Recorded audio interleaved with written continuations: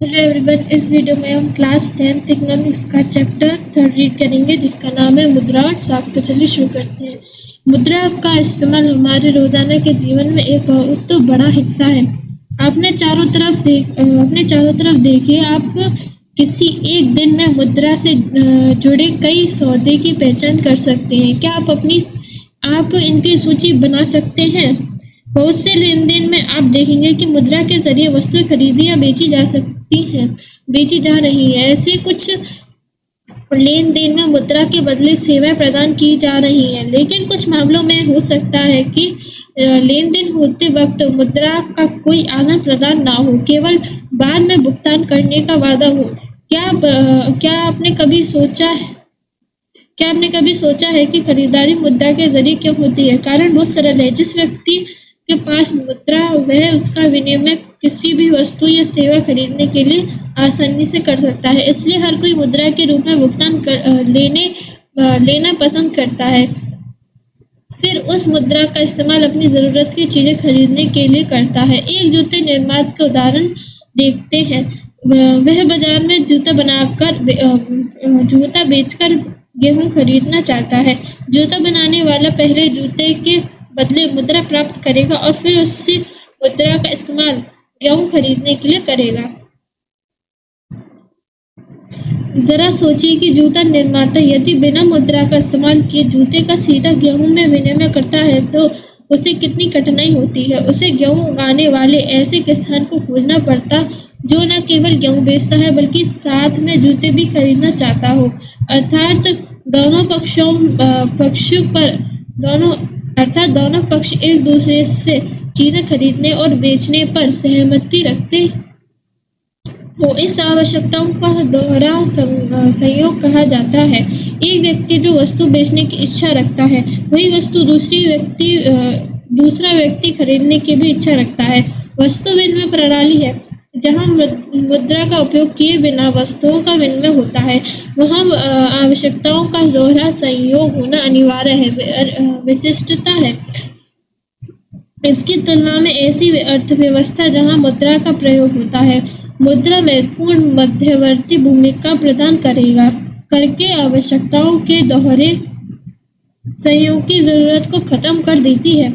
फिर जूता निर्माता के लिए जरूरत नहीं रह जाता कि वो ऐसे किसान को ढूंढे जो न केवल उसके जूते खरीदे बल्कि साथ साथ उसके गेहूं भी बेचे। उसे केवल अपने जूते के लिए खरीदार ढूंढना है। एक बार उसने जूता मुद्रा के बदल लिए तो वह बाजार में गेहूं या अन्य कोई वस्तु खरीद सकता है। क्योंकि मुद्रा विनिमय प्रक्रिया में मध्यस्थता में काम करती है, इसे विनिमय का माध्यम कहा जाता है। मुद्रा के आधुनिक रूपों में करेंसी, कागज के नोट और सिक्के शामिल हैं। वे चीजें जो पहले मुद्रा के रूप में उपयोग की जाती हैं। उसके विपरीत आधुनिक मुद्रा बहुमूल्य धातुओं जैसे सोना, चांदी और तांबे के बने सिक्कों में नहीं बनी है। अनाज और पशुओं की तरह वे रोजमर्रा की चीजें भी नहीं है। आधुनिक मुद्रा का इस प्रकार का अपना कोई इस्तेमाल नहीं है। फिर उससे विनिमय का माध्यम क्यों स्वीकार किया जाता है? इससे विनिमय का माध्यम इसलिए स्वीकार किया जाता है क्योंकि किसी देश की सरकार इसे प्राधिकृत करती है। भारत में भारतीय रिजर्व बैंक केंद्रीय सरकार की तरफ से करेंसी नोट जारी करता है।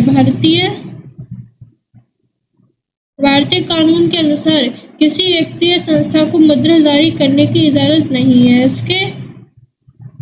इसके अलावा कानून विनिमय के माध्यम के रूप में रुपये का इस्तेमाल करने की वैधता प्रदान करता है, जिसे भारत में सौदे में उद्योगी के लिए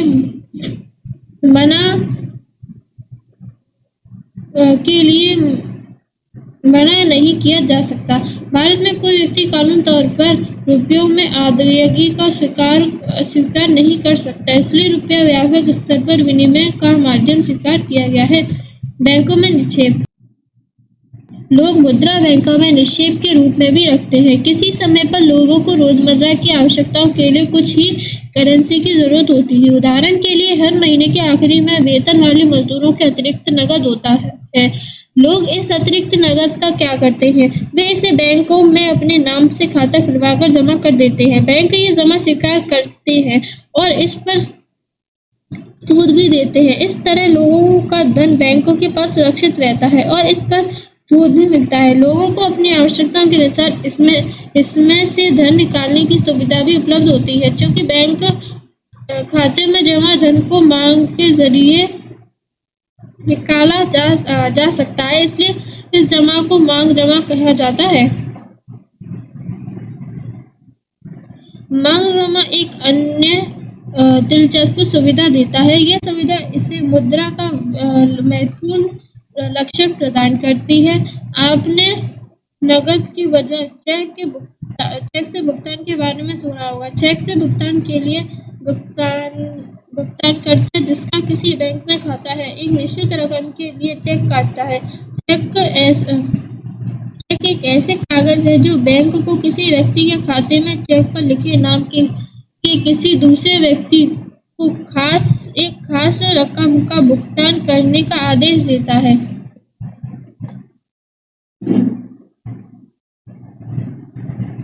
इस तरह हम देखते हैं कि मांग जमा में मुद्रा के अनिवार्य लक्षण मिलते हैं।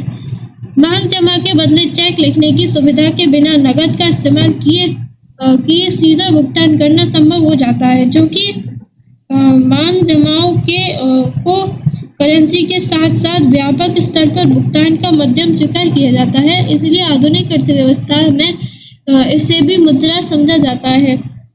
यहाँ आपको बैंक की भूमिका को याद रखना होगा। बैंकों के लिए इन जमा के बदले कोई भी मांग जमा एवं भुगतान नहीं होगा। मुद्रा के आधुनिक रूप करेंसी और जमा आधुनिक बैंक प्रणाली की कार्य प्रणाली में बहुत करीब से जुड़े हुए हैं। बैंकों की कहानी को आगे बढ़ाते हैं। बैंक जनता से जो धन जमा खातों में स्वीकार करते हैं, उसका क्या करते हैं? यहाँ एक दिलचस्प क्रियाविधि काम कर रही है। बैंक जमा रकम को एक छोटा हिस्सा अपने पास नकद के रूप में रखते हैं। उदाहरण के लिए आजकल भारत में बैंक जमा का केवल 15% हिस्सा नकद के रूप में अपने पास रखते हैं। इसे किसी एक नकद में जमाकर्ताओं द्वारा धन निकालने की संभावना को देखते हुए यह प्रबंधन किया जाता है, जो कि किसी एक विशेष दिन में केवल कुछ जमाकर्ता ही नकद निकालने के लिए आते हैं। इसलिए बैंक का काम इतने नकद से आराम से चल जाता है। बैंक जमा राशि के एक बड़े भाग को ऋण देने के लिए इस्तेमाल करते हैं। विभिन्न आर्थिक गतिविधियों के लिए ऋण की बहुत मांग रहती है। हम इसके बारे में आगे आने वाले खंडों में और पढ़ेंगे। बैंक जमा राशि का लोगों के ऋण आवश्यकताओं को पूरा करने के लिए इस्तेमाल करते हैं। इस तरह बैंक जिनके पास अतिरिक्त राशि है एवं जिन्हें राशि की जरूरत है के बीच मध्यस्थता का काम करते हैं। बैंक जमा पर जो ब्याज देते हैं उससे ज्यादा ब्याज ऋण पर लेते हैं। कर्जदारों के लिए गए ब्याज को जमाकर्ताओं के दिए गए ब्याज के बीच का अंतर बैंकों की आय का प्रमुख स्रोत है। हमारी रोजमर्रा की गतिविधियों में ऐसे बहुत से लेन देन हैं जहां किसी न किसी रूप में ऋण का प्रयोग किया जाता है। ऋण से हमारा तात्पर्य एक सहमति से है, जहां साहूकार कर्जदार को धन, वस्तुएं या सेवाएं मुहैया करता है और बदले में भविष्य में कर्जदार से भुगतान करने का वादा लेता है। अब हम निम्नलिखित दो उदाहरणों के द्वारा देखते हैं कि ऋण की क्या भूमिका होती है। सलीम उत्पादन के लिए कार्यशील पूंजी की जरूरत को ऋण के द्वारा पूरा करता है। ऋण से उत्पादन के कार्यशील खर्चों तथा उत्पादन को समय पर पूरा करने में मदद करता है और वह अपनी कमाई को बढ़ाता है। इस प्रकार ऋण एक महत्वपूर्ण तथा सकारात्मक भूमिका अदा करता है।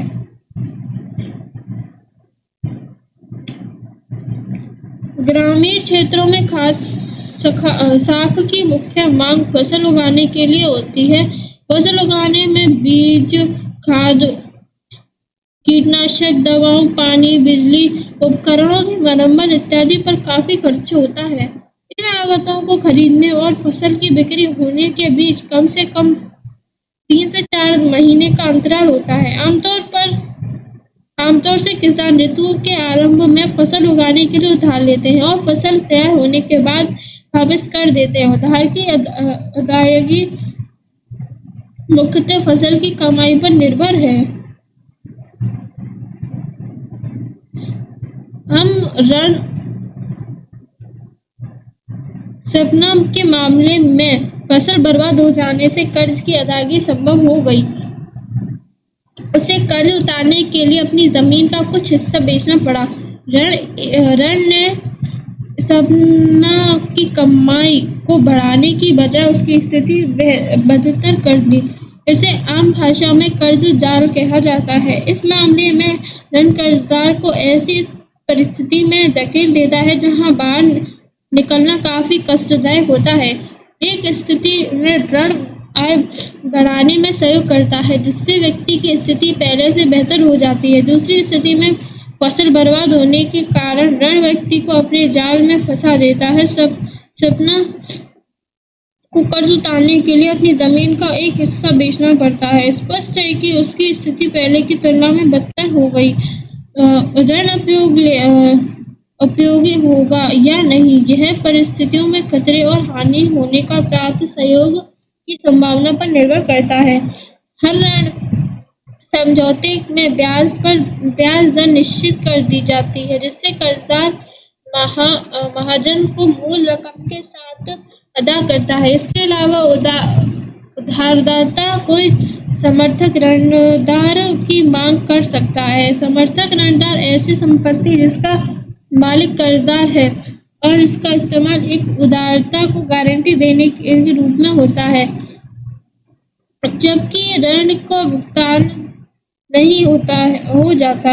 यदि कर्जदार उधार वापस नहीं कर पाता तो उधारदाता को भुगतान प्राप्ति के लिए संपत्ति या समर्थक ऋणदार बेचने का अधिकार होता है। संपत्ति जैसे कि जमीन, बैंक में जमा पूंजी, पशु इत्यादि समर्थक ऋणदार के आम उदाहरण हैं, जिनका उपयोग कर्ज लेने के लिए किया जाता है। ब्याज दर समर्थक ऋणदार आवश्यक कागजात और भुगतान के तरीकों को सम्मिलित रूप से ऋण की शर्तें कहा जाता है। ऋण की शर्तों में एक ऋण व्यवस्था से दूसरी ऋण व्यवस्था में काफी फर्क आता है। कर्ज की शर्तें उधारदाता और कर्जदार की प्रकृति पर निर्भर करती है। अगले भाग में ऐसे उदाहरण दिए गए हैं जहां विभिन्न ऋण व्यवस्थाओं में ऋण की शर्तें अलग-अलग हैं।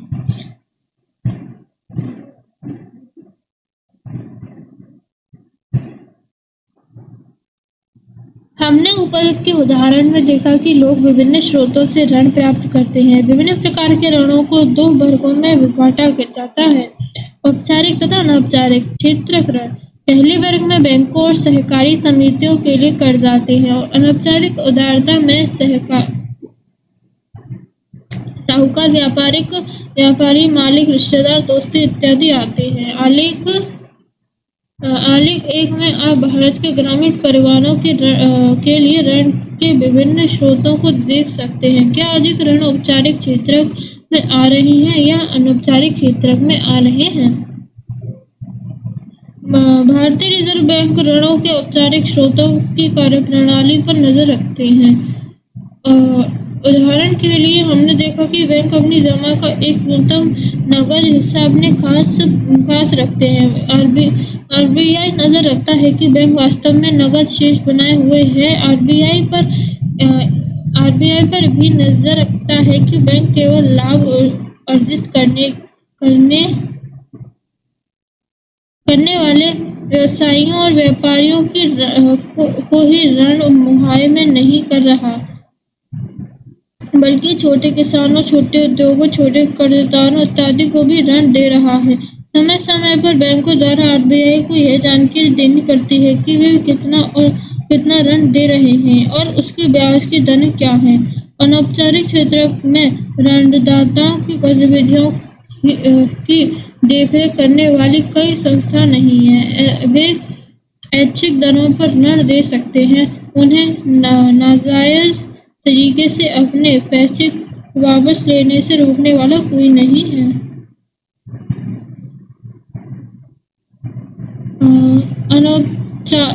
औपचारिक ऋणदाताओं की तुलना में अनौपचारिक क्षेत्र से ज्यादातर ऋणदाता ये कहीं अधिकतर ब्याज वसूल करते हैं। इसलिए अनौपचारिक ऋण कर्जदार को अधिक महंगा पड़ता है। ऋण की ऊंची लागत का अर्थ है कर्जदार की आय का अधिकतर हिस्सा ऋण की अदायगी में ही खर्च होता है। इसलिए कर्जदारों के पास अपने लिए कम आय बचती है। कुछ मामलों में ऋण की ऊंची ब्याज दरों के कारण कर्ज वापस करने की रकम कर्जदार की आय से भी अधिक हो जाती है। इसके कारण ऋण का बोझ बढ़ जाता है और व्यक्ति ऋण जाल में फंस जाता है।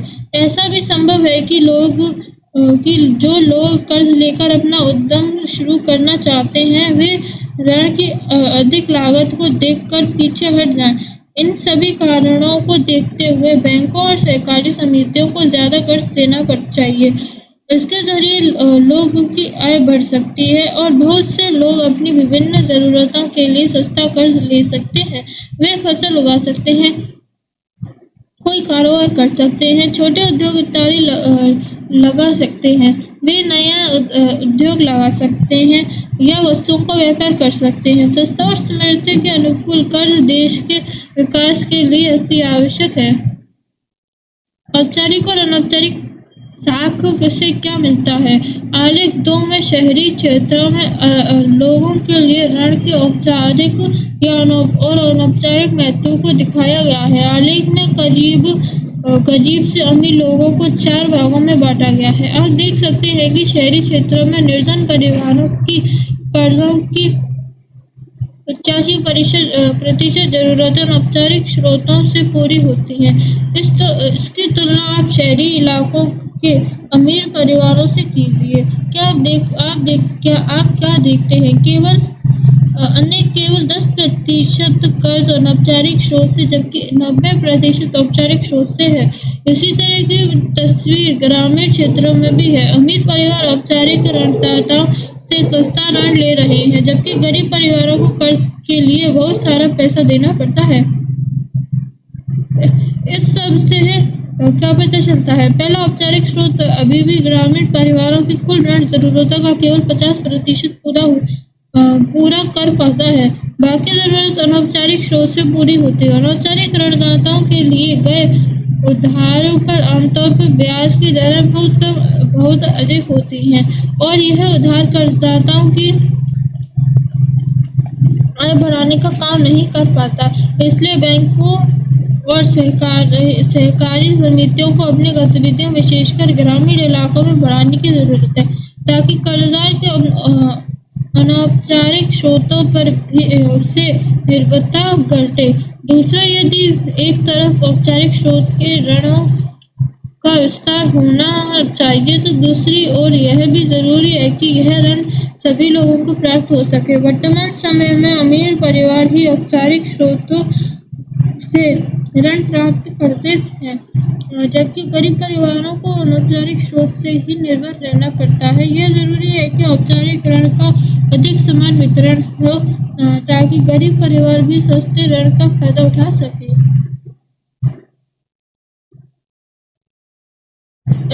पिछले खंड में हमने देखा कि निर्धन परिवार ऋण के लिए अब भी अनौपचारिक स्रोतों पर निर्भर है। ऐसा क्यों है? भारत के सभी ग्रामीण क्षेत्रों में बैंक मौजूद नहीं है। जहाँ कहीं मौजूद भी है, बैंक से कर्ज लेना अनौपचारिक स्रोत से कर्ज लेने की तुलना से ज्यादा मुश्किल है। जैसा कि हमने वेग के मामले में देखा, बैंक से कर्ज लेने के लिए ऋणदार और विशेष कागजातों की जरूरत है। ऋणदार की अनुपलब्धता पर प्रमुख कारण है कि जिससे गरीब बैंकों से ऋण नहीं ले पाते। दूसरी ओर अनौपचारिक ऋणदाता जैसे साहूकार इन कर्जदारों को व्यक्तिगत स्तर पर जानते हैं और इस कारण अक्सर बिना ऋणदार के भी ऋण देने के लिए तैयार हो जाते हैं। कर्जदार जरूरत पड़ने पर पुराना ऋण चुकाए बिना भी नया कर्ज देने के लिए साहूकार के पास जा सकते हैं, लेकिन महाजन ब्याज की दरें बहुत ऊंची रखते हैं। लेन देन की लिखा पढ़ी पूरी नहीं करते और निर्धन कर्जदारों को तंग करते हैं। हाल के वर्षों में लोगों ने गरीब को उधार देने के कुछ नए तरीके अपनाने की कोशिश की है। इनमें से एक विचार ग्रामीण क्षेत्रों के गरीब, विशेषकर महिलाओं को छोटे छोटे स्वयं सहायता समूह में संगठित करने और उनकी बचत पूंजी को एकत्रित करने पर आधारित है। एक विशेष स्वयं सहायता समूह में एक दूसरे के पड़ोसी हैं। 15 से 20 सदस्य होते हैं जो नियमित रूप से मिलते हैं और बचत करते हैं। प्रति व्यक्ति बचत 25 रुपए से लेकर 100 रुपए या अधिक हो सकती है। यह परिवारों की बचत करने की क्षमता में निर्भर करता है। सदस्य अपनी जरूरतों को पूरा करने के लिए छोटे कर्ज समूह से ही कर्ज ले सकते हैं। समूह इन कर्जों पर ब्याज लेता है, लेकिन यह साहूकार द्वारा लिए जाने वाले ब्याज से कम होता है। 1 या 2 वर्ष के बाद अगर समूह नियमित रूप से बचत करता है तो समूह बैंक से ऋण लेने के योग्य हो जाता है। ऋण समूह के नाम पर दिया जाता है और इसका मकसद सदस्यों के लिए स्वरोजगार के अवसरों का सृजन करना है। उदाहरण के लिए सदस्यों को छोटे छोटे कर्ज अपनी गिरवी जमीन छुड़वाने के लिए, कार्यशील पूंजी की जरूरत, घर बनाने, सिलाई की मशीन, हथकरघा, पशु इत्यादि संपत्ति खरीदने के लिए दिए जाते हैं। बचत और ऋण गतिविधियों से संबंधित 73 महत्वपूर्ण निर्णय समूह के सदस्य स्वयं लेते हैं। समूह दिए जाने वाले ऋण, उसका लक्ष्य, उसकी रकम, ब्याज दर, वापस लौटाने की वापस लौटा वापस लौटाने की अवधि आदि के बारे में निर्णय करता है। इस थैंक यू।